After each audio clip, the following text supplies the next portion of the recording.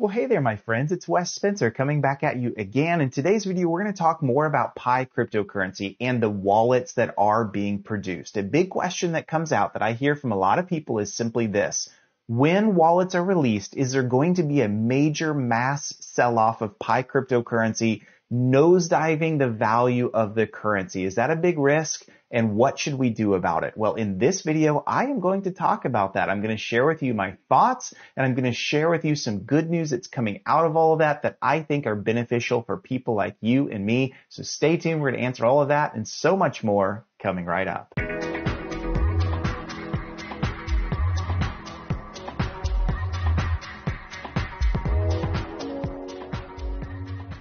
Okay guys, so as we jump in, my quick request for you, and I'll say it as fast as possible, you hit subscribe, smash that like button, and definitely hit the bell icon. I am producing videos as much as I possibly can around cryptocurrency, startups, cybersecurity and technology, all of the things that interest me, and they really do all relate with each other. And so definitely do that. I read every single comment. You guys mean so much to me, so thank you so much.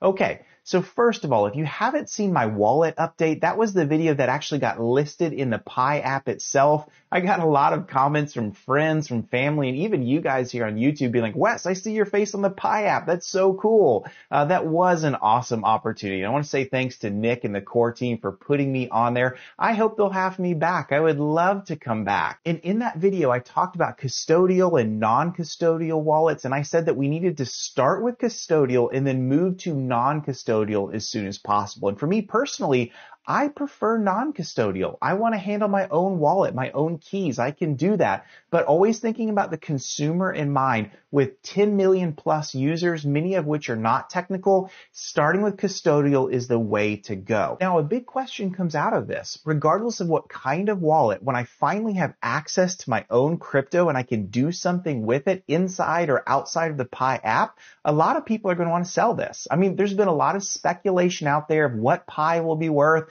Will it be worth fractions of a penny, $1, hundreds of dollars, thousands of dollars? There's a lot of wild controversy and speculation, which I stay out of in this channel. But the big question is simply this. I think everybody agrees. If we all get access to our wallets, is there going to be a huge sell-off? And that is what we're going to talk about. That is what we're diving in today with first. So let me start with this. What I think is going to happen, there's going to be a staged rollout. See, I run software companies. I've run and sold many SaaS companies. And one thing that we know of, and we do this whole world of SaaS product design, is we like to do beta testing. We like to roll out some features to a select group of people first to say, hey, this has made it through our own QA, our own quality assurance, but how is this going to actually affect the wider market? And I'm pretty sure Pi is going to do that. They're going to release the wallets to a subsection of users, very much like how they're handling KYC right now. There's a subsection of users that are getting KYC. It lets the core team experience and see what that's going to look at before we have a mass adoption and mass rollout. And wallets will be the same thing. I truly think custodial will come out first. A selection of users will have it, and there's multiple reasons for that. One thing you'll see them say is we want to test it. But behind the scenes, behind the curtains, there's another wise reason why we would give it to a selection of users and then have a slow rollout from there. And it's simply this. We want to protect sell-offs. We want to protect everyone from saying, hey, I finally have all my crypto and I'm just going to sell it because that's what I was in it in the first place. There's nothing wrong with that. If that's why you were in it from the first place, power to you.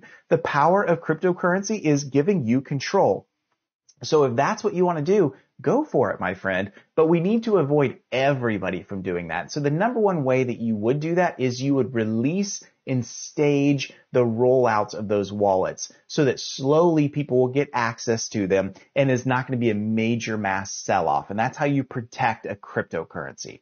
Now, the second thing I want to talk about is this, and this one's a really interesting one. How do you even sell Pi? So there's definitely going to be a few ways that can be done. I mean, just one-on-one, like I guess you could like agree with other people to sell it.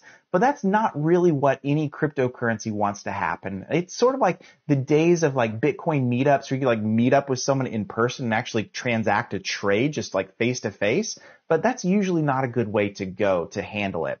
Another way that you can transact with Pi is going to be, and Pi's been very upfront about this, they want to be a marketplace. They want it to be a place where buyers and sellers can use Pi to exchange for goods and services. I can't wait to see the day for that to happen. I'm very interested in that, would love to see it. But there's a third way, and a third way is through exchanges. So if you're new to cryptocurrency and you want to buy crypto for the first time, many people just go into like Coinbase or Kraken or Binance or one of those formalized exchanges. They set up for an account and they begin to buy and sell cryptocurrency. Those are through actual exchanges. Now there are decentralized exchanges as well, but in this video, I'm going to stick with centralized exchanges. So are we going to see someone like Coinbase or Voyager adopt and have Pi come right out of the gate?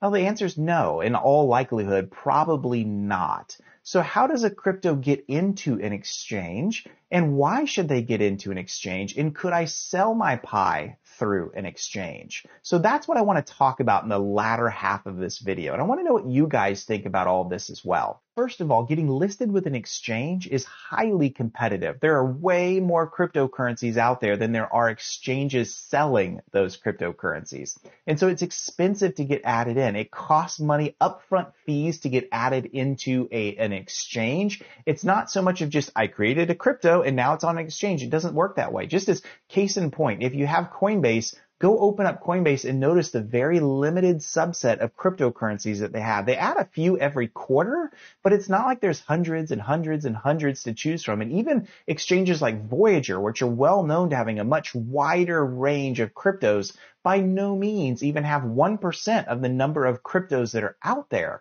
So how does that process work? Well, first of all, it's really expensive.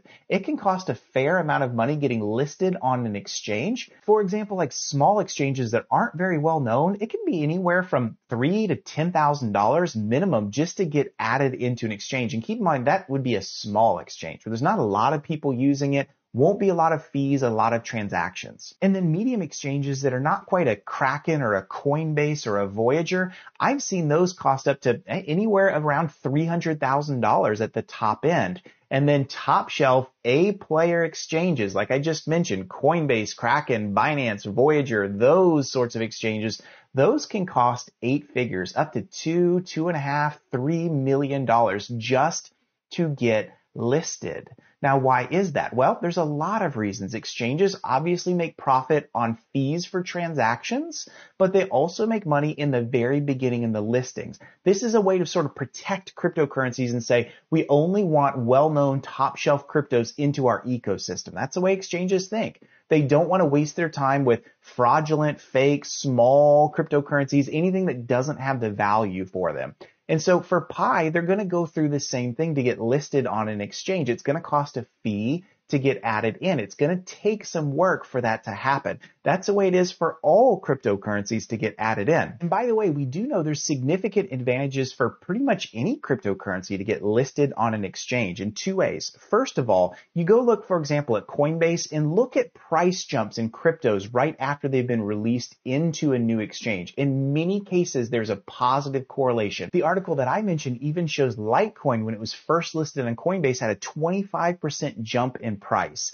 And so there's certainly correlation there. To get listed on exchanges increases the value of that cryptocurrency. And the second thing is this, there's also positive correlation. The number of exchanges listing and selling your cryptocurrency, the more legitimacy it gives to it, and the more opportunities for trade, the more opportunities for that price to grow in value because there's a greater market of buyers and sellers coming together for a cryptocurrency. And so there is certainly, without doubt, a lot of value in being listed in an exchange. And those are the things that Pi is going to have to go through to be listed on some of these centralized, well-known exchanges. And again, that's also going to take some time. So don't be surprised to see wallets come out, for there to be a slow rollout of those wallets. But even when that happens, you're not going to have a place to just go and sell it right away, at least not in reputable places. And that's something you should keep in mind because fraud will definitely be rife. And I'll cover a future video on like how to avoid fraud when wallets are first released.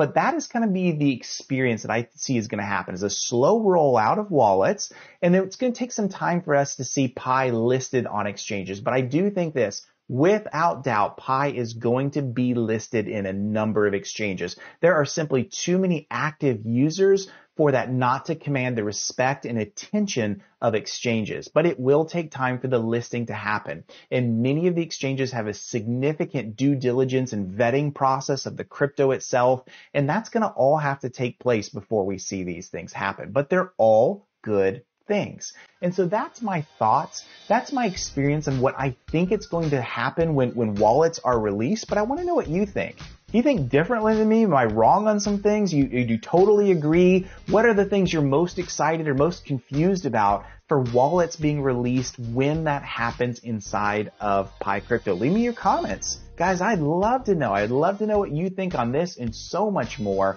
Thank you guys for watching. Have an awesome day.